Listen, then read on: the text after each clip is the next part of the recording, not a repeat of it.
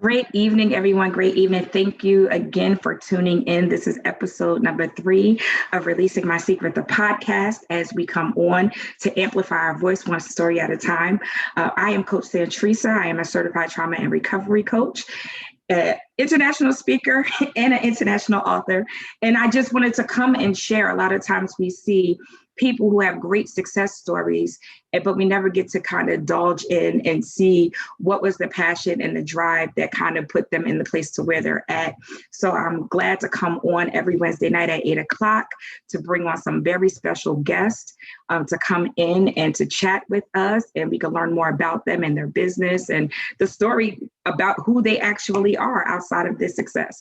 So today we have Binie Klein on with us on today, and I'm very, very, very excited and honored to have you on with me. So if you could tell our listeners and viewers a little bit about yourself. Of course. First off, thank you so much for having me. I love being here and sharing and connecting. So it's so great to be here with your audience as well. So my name is Binie Klein. I am born and raised in Miami, Florida. I am a certified life coach.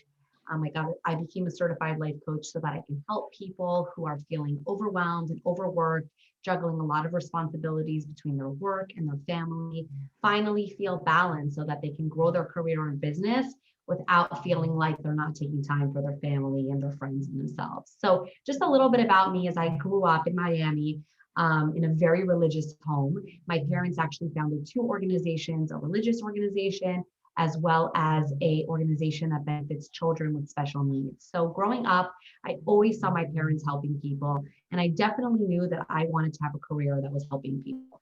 So I grew up, I had a great childhood, and then as I got older, I got married. I was in an organization where I was doing communications and recruiting and definitely helping people, but I knew that there was something more. I knew that I wanted to have my own business as a woman, as a soon-to-be mother.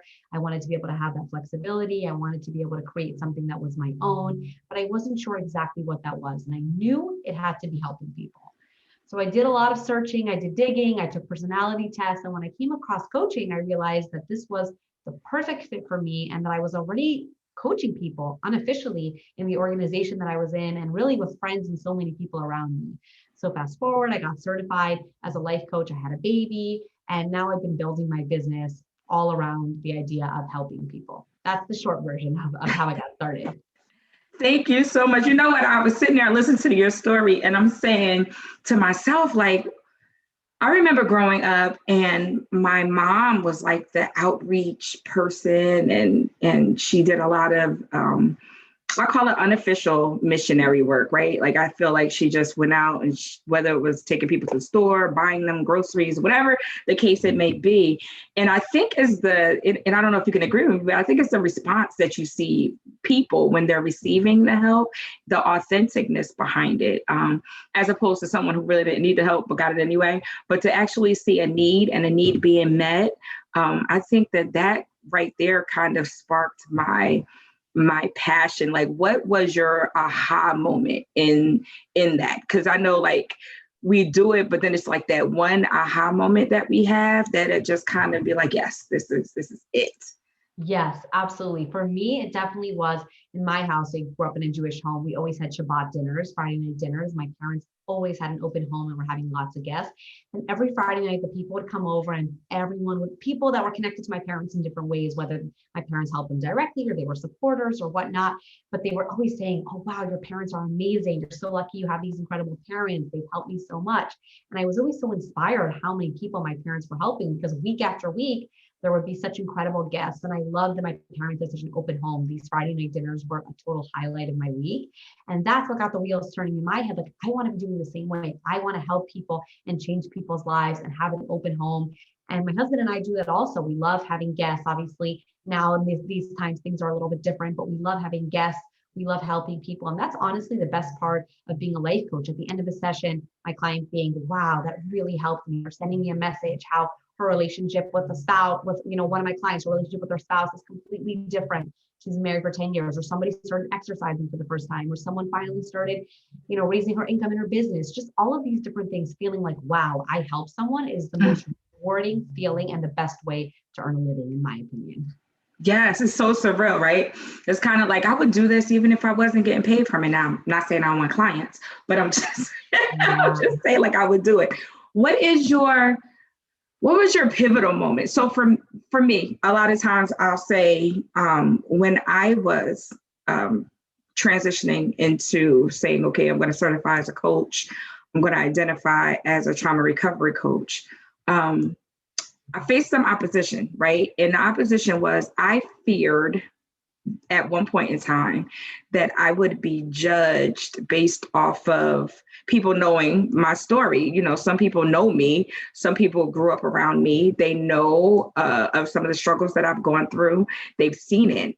And so, I mean, I even seen somebody post like when I first posted that I became a life coach, and they posted like, "Who's going to certify somebody with an effed up life? Is it really true?" And I'm like, heart hurts bad, right?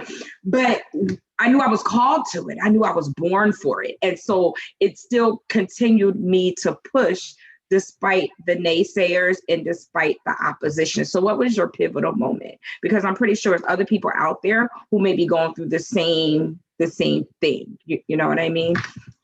Yeah, yeah, absolutely. So much to say on this topic.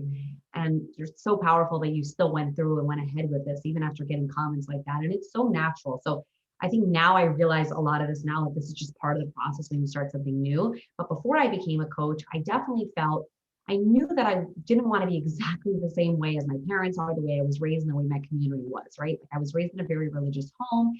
It was beautiful. There were a lot of rules though. And as I got older, I was like, this isn't exactly for me in this capacity.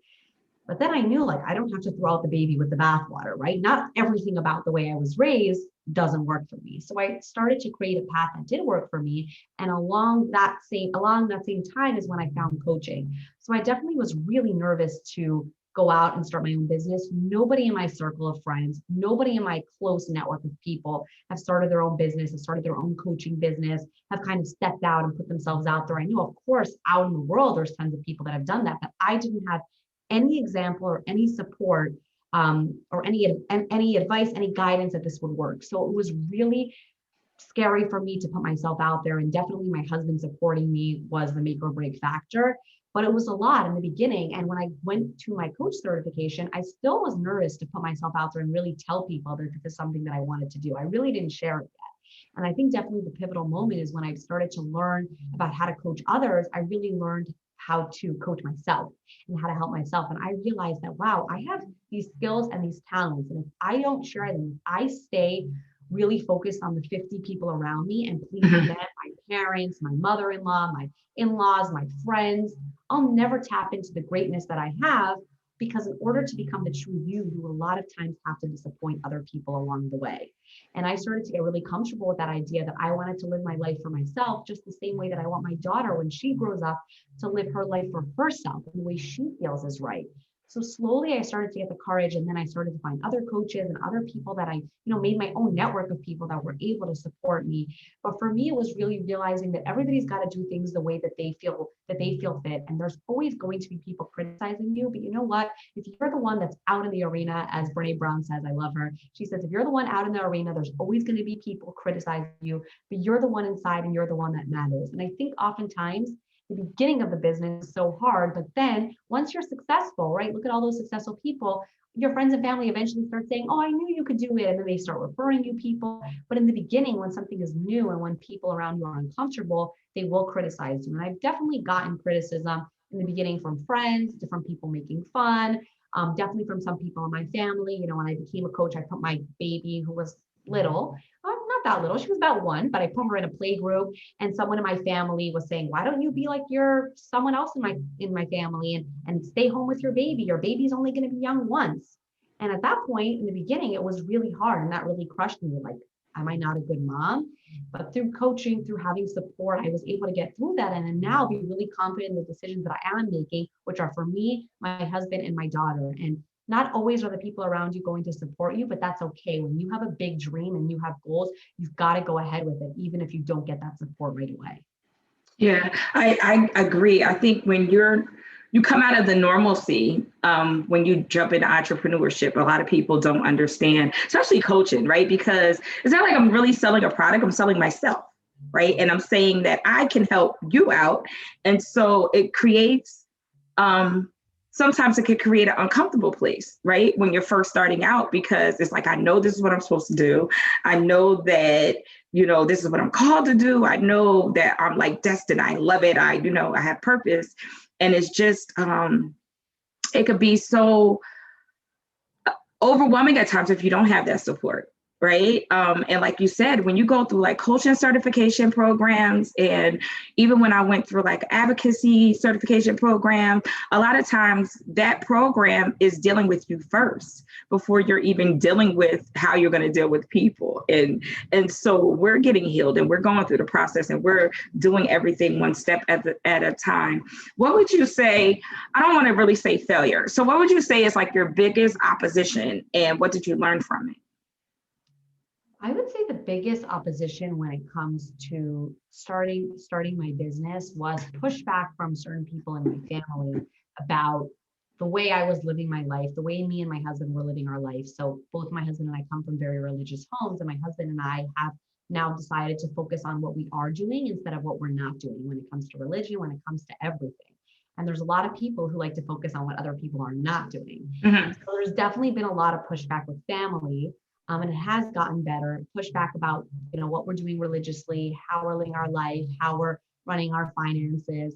And I think the biggest lesson, and the way I've gotten through it, is through having my own coaches, having my own support, and my husband and I together, realizing that everybody can have their own truth. Our parents or our friends can think that this is irresponsible, or that, our values should be one way or another way, but it only has to be right for us and our family. So that's really been something that I've had to work on a lot. And I think there's always levels. Like in the beginning, the hardest thing for me was just putting a post out on social media, like I'm a coach. And then over time, got really good at that. And then I realized I'm just posting, but I'm not connecting with people one-to-one. When someone tells me that they have a problem and I know I can help them, I'm scared of what people will think, and I'm not saying I can help you. So that was the next step, getting comfortable with making offers to people in public. So I think there's like always steps that we're growing and becoming the person that we want to be. It's just important that we're moving in the direction that feels right to us. So yeah, just really feeling comfortable in my own skin as a coach, as the Jewish religious woman that I am. Just finding my own place in all of it was definitely really hard, but through a lot of hard work, I've come a long way. That's great. I think recognizing that we are individuals and we have to walk our own path. And we have to be happy with the path that we walk in, even when some people aren't happy in regards to the decisions that we make. So you talked about getting a coach, right? And I believe that every coach should have a coach or a mentor, or someone walking alongside of you. So who would you say are the 3 most influential people to you, and why? So it's interesting. I've definitely had a couple of coaches. I've had business coaches. I'm in a business coaching program right now. I have a life coach. So I would say the people that have had the biggest influence on me, I would definitely start with my mother, right? From day one, my mother, I'm one of 9 children. My mother is extremely dedicated with 9 children, and then having 2 organizations. I also have a brother who has autism. So my mother has a lot going on, but yet anytime she's there for me when I call her or at anything. So I think she definitely laid the foundation for me to want to start a career, a business of helping people. So I would definitely say my mom first and foremost. And then the second person I would say who had a big influence on me, and this is the person, Lewis Howes. If you've listened to his podcast, The School of Greatness, it was a podcast that I was super obsessed with. I still listen to it. And he gave a master class about helping people find their passion. And through that class is where I realized how much I love helping people, and that got the wheels turning for me to become a coach. So I really attribute it to that specific class of his and his podcast, which really inspired me a couple of years back. And then I would say third, in terms of my own coaches, is the coach that I'm in her group coaching program, which she has been so instrumental through herself and her podcast of starting my business. Her name is Stacey Bayman. And then of course, my own coaches. Right now I'm working with an amazing coach, Andrea. She's incredible. So definitely all the coaches that I've had have helped me grow as a businesswoman, as a coach, as a wife, as a mother, and I'm totally indebted to them. Yeah, that's good. Do you think that, so I have a coach, I have a counselor, I have people that I go to, right? And so Do you think that is necessary to have multiple coaches, or do you think you could obtain all the? And I know I probably already know the answer because you already said you have multiple. But just, do you think? Because some people will be like, "Well, I have one coach, and one coach is enough." Do you think that you should have multiple coaches, or do you think that one is like one and done, and that's it? Yeah, that's an interesting question because I think whenever for me, something that I've had to work on a lot is that like the should, because I am the type of person who used to should everything. Like I should go to my mom and I should call this friend and I should and I should and I should. And I worked really hard on taking that word, even though I sometimes mess up, but taking I'm that gonna word have to out of my work. We're gonna have to vocabulary. talk. Yeah, because should, what I love to think about should when we hear the word should is it's really shame plus could. So it's like almost as if we're feeling guilty, right? Like I should have another coach. So I like to come at it from the approach of I could have one coach and I could have two and I could have three. And that's really the way that I actually approach coaching. So I would say if someone's asking that question, really think about yourself and what you need and how much work you are ready to put into the person that you want to be. So let's say for myself, for me, I feel it's totally possible and I want to have multiple coaches because I have the group coaching program, which is giving me something in my business that's helping me grow it like never before.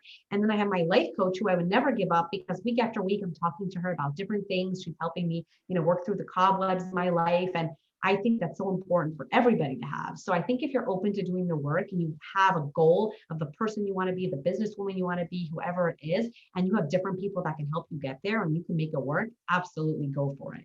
You always have to do what's best for you. I really believe that. Do you think that and I'm just saying, so do you think that it would be necessary because, okay, so I have a coach, right? Right. And I have to speak for myself. And so I have a coach, and my coach, when I talk to him, we talk on every single area, even though he was started off my business coach, but like myself, like I'm a certified life and development coach, and I specialize in trauma recovery. So he's a certified life and development coach. He specializes in business, but he's able to handle every aspect of my life. But now I have other people who I talk to who kind of advise me, kind of like advisors instead of coaches, where I kind of run something past them, shoot something past them. So, I mean, I guess what I'm trying to say is, like, I think that sometimes we can possibly, just make sure that the people that are around us are, again, going back to the support is not necessarily, because I don't want someone to feel like, okay, I'm going to the business, let me obtain a business coach. Then I got to get rid of them and let me obtain something else. I think it's just to stress the importance of having supportive people around you. And it doesn't always necessarily have to be a coach.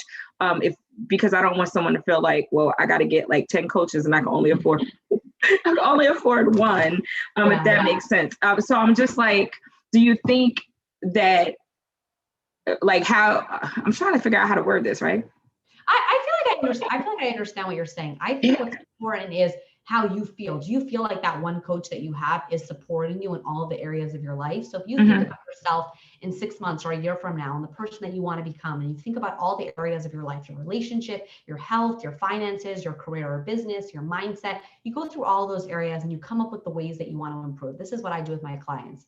Do you feel like the coach that you have is supporting you in the growth that you want in all those areas?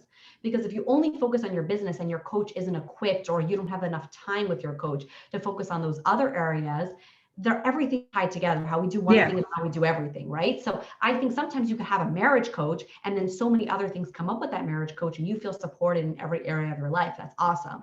This is just a point now where I happen to have two different coaches and I feel like it's serving me very well. But I think everybody needs to get really clear with themselves and feel like, what am I trying to achieve in my life? How am I trying to grow? And are the people around me, like exactly what you said, coaches, mentors, friends, advisors, people around me, are they supporting me? Do I feel supported enough to reach those goals? I always believe that coaching is a very worthy investment. Before I even started having my own clients and having just my own coaches, now I'm like, whenever I have something, I'm like, which coach can help me with this? And like coaches are awesome because they can help with everything. But yeah, I think it's so personal for every person.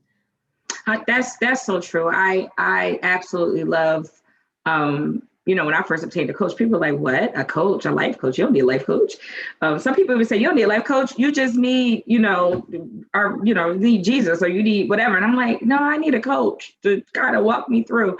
But so I get it. Like, just that support, especially when you're going through any type of major transitions in your life. I've always found that for people, at some point in your life, you're going to make a transition that people around you will not understand. And so at that point in time, you have to consider yourself important enough, self-love, and important enough to understand that this is where I need to be at. This is where I'm aiming to go.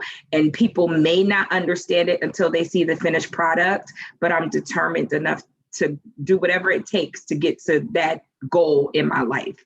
And so I think that that's another key thing of why you need to have support and have people around you. So, but that's, by the way, just to add to what you just said, that's why sometimes it is important to have someone like a coach, because even though your friends and your family and whoever is around you love you, a lot of times when you ask them a question, they're just answering through the lens that they have, right? Every person, they see you through a certain way. So our friends and our family and the people around us think they know what's best for us. And sometimes they do, but sometimes they don't. And the beauty of a coach or somebody who just is there to ask you questions and get the truth out of you is they actually get to the bottom of things. Because you could ask me something and I could be like, well, I did it this way and it worked great. And then you go and apply it, but you're a different person with your own set of circumstances. And instead, when I dig deep and ask the right questions, then we uncover all this gold that's really inside of you to get you to make the right choices. So I think a lot of times friends and family don't always believe in us. They don't believe in our capabilities. They don't always ask the right questions. They have bias, which makes sense. So I think it's important to also know which things to go to friends and family for and which person to find an objective professional for as well. Yeah. That's so true. That is so true. So let's shift a little bit, right? Tell me more about your business. I mean, you've been giving me some tips. I feel like that you're going to have to send me an invoice in a little bit because I'm over here like should, could, don't say should. Like in my mind, I'm like, don't say should, don't say should, don't say should. So then I start thinking, how many times do I say should? Like I should do this, I should that. You know what I noticed too, even just thinking about it that fast, that most people who say I should do something, they don't do it. Right? They procrastinate in doing it because you're still pondering on the what if I do, what if I don't, I should do this. Should I go down the street? Should I get up this morning? Should I get up early? Should I do my schoolwork now? And so I think that should is attached to procrastination. And that's what I just thought about just now. I think should is a word that's attached to procrastination. And that's probably why we should not use the word should not, right? See? That's probably why the word, we shouldn't utilize the word because should, it seems like it's attached to a delay because it's leaving a ponder as opposed to I could do it. Should I go back to school or I could go back to school? And because when you go, I could go back to school, then you're like, because I got time. Then you start thinking all the positive things attached to it. I think should brings some negative reflections and some negative, just my thought. I really just thought about that, right? And it takes the power away from you. That's interesting. Yes. Like when I should call my mom, why should you? Is that because that's what your mother said? Because that's what society says? When you could, then it comes from you. You empower yourself. Like I could wake up early or I could not. I should. It's like these expectations that we have of ourselves that just always put us in a negative mood. Exactly what you just said. I think so powerful, so true. Binie, I think you're going to have to send me an invoice when we finish. It's okay. We'll talk about it later. I know you're getting. I'm over here like, So why don't you tell us more about your business and more about like what you do? Will you have any specialties and things like that? Yeah, for sure. So when I started off just really coaching anyone and everyone, getting better at the skill of coaching, putting myself out there as a life coach, whoever wanted to work with me. Amazing. Then I started to notice that certain people were getting attracted to me because ding, ding, that's what I was going through myself, right? I was putting out certain energy of different things that I had accomplished in my own life. Like I just mentioned before, I went through a period that was really hard when I started my business, not having the support, being different than my family, being different than my friends. And then I started to notice that certain other young people in their 20s and 30s were coming to me for similar reasons. They were starting a business. They were starting something new. They wanted to change careers and they wanted to feel really confident in their decision. On the same wavelength, something that I'm really passionate about is growing, time management, setting goals, type A, overachiever. And then when I started my business, it was really interesting because when I started my business, I was like, tell me all the things you need to do to start a successful coaching business. I got this. I was looking for that checklist and I wanted to check everything off. And then what happened was, of course, is that I was feeling extremely stressed. So I was doing all of the actions, but from a place of chaos, stress. I have to. That's something I teach my clients also. Instead of saying I have to, say I get to, because I have to comes along with pressure. Oh, I have to pick up my children. Instead, I get to do this. Switch I have to gratitude. So I was going through a lot of this in my business. And then I started working with my own coach and realized like, I got to tone it down. I got to dial it back. I got to simplify things. I got to not be busy with the website, not be busy with all these different things, and really focus on what's important. Showing up, meeting people, giving value, getting clients. So that was one big thing that helped me shift in my business. And then also that work-life balance. So Yeah.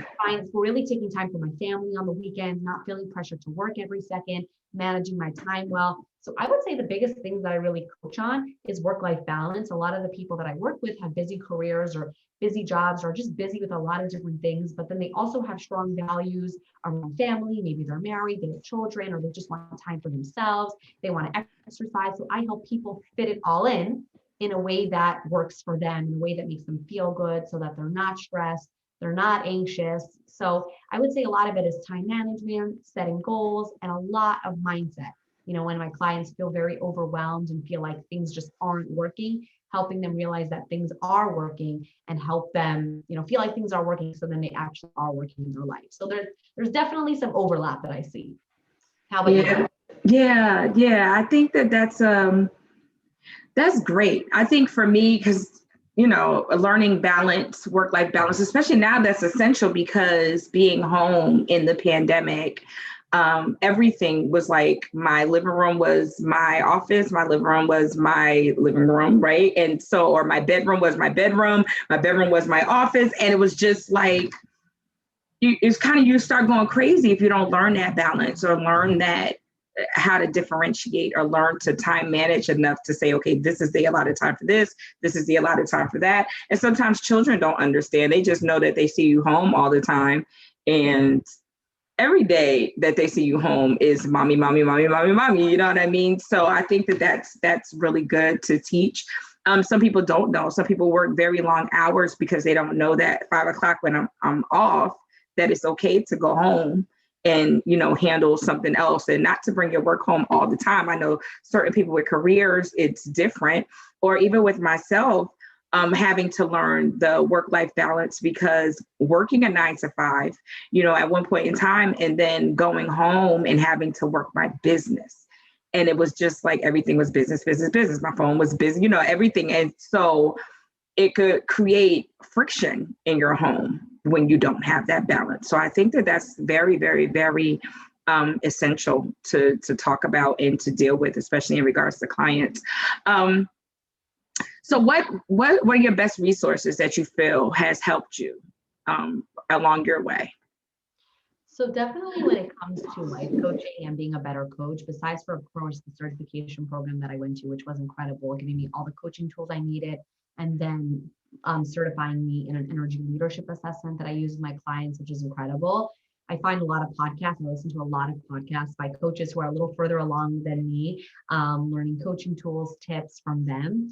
I also find a lot of books. I love reading. I love finding different books on money mindset, on growth, on all sorts of topics. So I would say for me, I like books and podcasts and then support. Like I found a lot of coaches or people that are in similar spaces than me. And I'm a very social person. I love connecting. So now as things are opening up in Miami, I've been meeting local people who are in similar fields, getting coffee with them. And for me, I find that to be the best, to be surrounded by people who are like-minded, who you can discuss ideas with, brainstorm, get support from. So I would say people, books, podcasts do it for me. That's good. I had to get back into reading. I read. I'm a writer, and so sometimes I'd be like, I don't want to see a book. I don't want to see a page. I don't want to see. But I found that like the audiobooks are very helpful for me. Like you said, the podcasts are very helpful. And so those are kind of like my go-to. YouTube is like essential for me because I get the best of both worlds. I get music. I love music. Helps me to think, right? Music and water. And so I get like music on YouTube, and then I could transition and make a playlist and then listen to something inspirational. So yeah, I totally get it. By the way, water also for me, because I do live near the water. So I take my daughter in the mornings on a walk, and I find that that really grounds me and helps me. And then also having back to time management for a second, having different nights for different things. Like I started getting really set on 2 nights a week are time with my husband, and I protect those times. And if for some reason something really important comes up one of those nights, it gets switched to another night, but it definitely happens. And then 1 or 2 nights a week, I take time for myself. I do something I enjoy, a bath, a walk. And then 1 or 2 nights a week, I'm connecting with a friend, either in person or over the phone if it's a friend that's not there. And then sometimes I'm going to different business or work events, but really protecting my time and having time for all of those different pillars in my life, filling all of the cups, I find is also really supportive and helpful for me in being the coach and the wife and the mother that I want to be. So that goes back to balance right there. A sidebar. Let me just really quick sidebar. I'm so jealous of the water. I'm not by. Am I by water? I think I'm by water now. I'm by water now. But for years, I moved away from water, and I would just drive and have to drive down to go see the water. It's just something about nature and water and watching it go back and forth that makes you think. So you just kind of took me to a happy place really quick. But I commend you. With how your time is structured and how you realize that my coach was saying to me in our episode, I always was taught that time is your best friend. And he added to it and said, when handled correctly, right? Because your time doesn't change. You still have the 24 hours within a day. And so you have to learn to take that time out for, your personal relationships with your children, with yourself. What are you doing for self-care? What is I'm a real big self-care advocate. I'm a really big date yourself type of person. Because we're ever growing and ever learning and ever evolving. And so if I don't take time out with myself, then you can always run up against that bump in the road where you realize, like, I don't like doing that anymore. I don't like those type of movies anymore. And I just don't. I used to be like hands down fan of true crime stories. But that's not what I could feed myself right now in this season of my life. I love the stories. I love how they're written, but like, I can't deal with that mentally right now. So you have seasons in your life to where I think the more time you spend with yourself, the more time you spend, you'll notice that when the change comes, that you're able to kind of shift with it. And in turn, you could shift your lifestyle and your balance and your time to learn how to redirect your time in regards to that. I think a lot of people abuse time.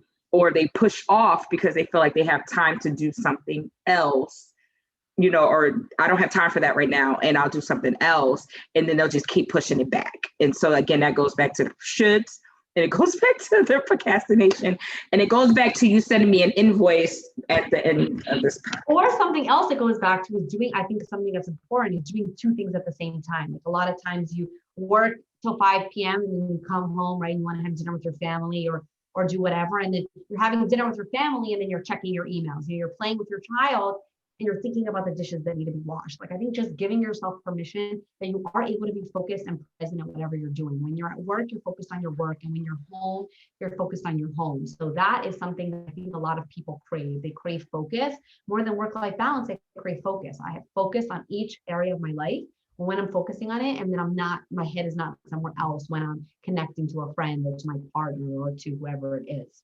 And then one more thing that you mentioned about dating yourself. My coach recently told me this, and I thought it was so great. She said, you have to almost like upgrade your experience. Like, instead of being in coach, take yourself to first class. So she was giving me some examples of like, go into your pajama drawer and throw out those old pajamas that are just not suiting you. They're just not nice, or some, articles of clothing, or make sure you only have nice mugs around. I think when you elevate yourself and you raise your self-concept, that everything around you has to rise up to match that. So when you're only wearing clothes that you feel amazing in and drinking out of mugs that you love, it's those small things that just make you feel great about yourself. And then automatically you start showing up differently in your relationships and your work and everything around you.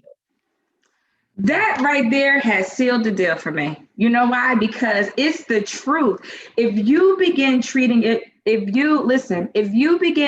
yourself with the utmost of excellent service, excellent things, and it makes you feel good, you're never going to allow anyone else to come around you and treat you below how you treat yourself.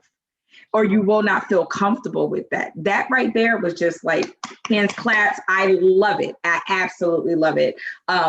because a lot of times I think, and even for myself, I'm like, oh, I gotta start doing it. And I have started doing it to an extent, but now you just put my mind just kind of totally wrapped around it in a different way. Because if I'm content with mediocre things, right, then I'm going to accept it when people bring it, and I'm going to wish that I had better.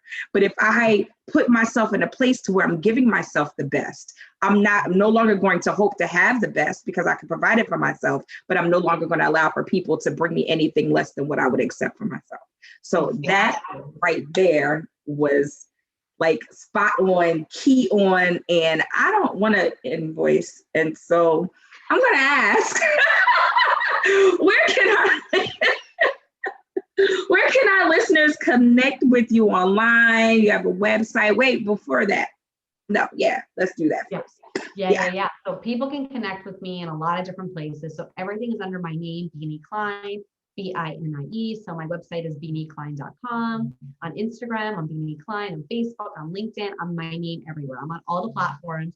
So connect with me anywhere, send me a message, say hello. I post a lot of great tips, tricks, inspiration for the people that follow me to really up-level their life in all of these different ways. And just to say one more point though about what you just said before, I noticed this shift in myself when in the beginning of my business, right, people would make comments and I would feel really bad about myself. And then just last Sunday, I was somewhere with my husband and someone said something about, maybe like a joke or a comment about my business, and it didn't affect me at all. And I remember thinking about it afterwards, like now I have so much proof that it works, like based on the clients that I have and based on how I treat myself, that when someone made almost a similar comment that someone made, a couple months or a year back, now it's like not a big deal. Like they can say what they want to say. I know that it's not true. So taking care of yourself and really finding proof that what you're doing is working, so powerful.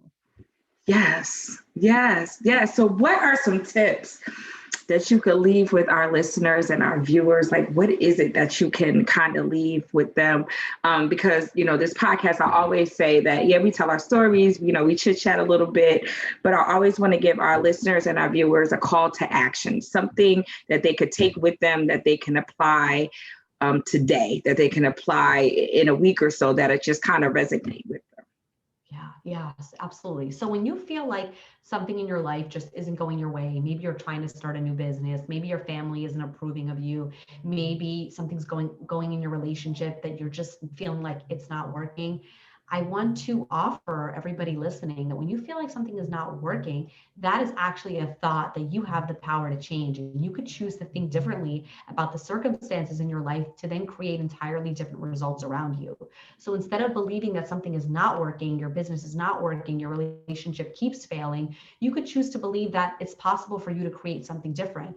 And when you believe that you actually have possibility to create a successful business, to create a great relationship, to, get healthier in your body, then you start feeling so much more optimistic and you start showing up in your actions and actually creating the results that you want. So I just want to share with everybody that our thoughts are so powerful, and taking care of your brain, taking care of your thoughts are really the make or break it to having the life that you want. Just realize whenever you're thinking something, that those are your filters on the world, and you have the power to change that to then create the life that you really want. Thank you. And thank you so much for coming on. I've learned so much. And I know that we spoke prior to us recording, but I've learned so much. And I appreciate the discount on the invoice afterwards. Thank you so much for having me. It's been really fun. Are there any final thoughts that you have? I know you just gave us some pointers. Any final thoughts before we sign off on today? Yeah, I think just my final thoughts are that you're enough, you're perfect, you're exactly where you're supposed to be. Everything will work out. If you need help, seek the help. I'm here for you. So many other people are here for you. Just reach out. There's so much support out there and available. Just find your people and you're going to be okay. Thank you so much again, Beanie, for everything. And listen, you guys, I like to close this podcast always with this quote, and it'll probably resonate with you over time. It says, healing doesn't mean the damage never existed. It means that the damage no longer controls your life.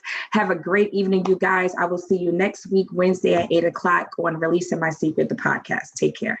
Bye.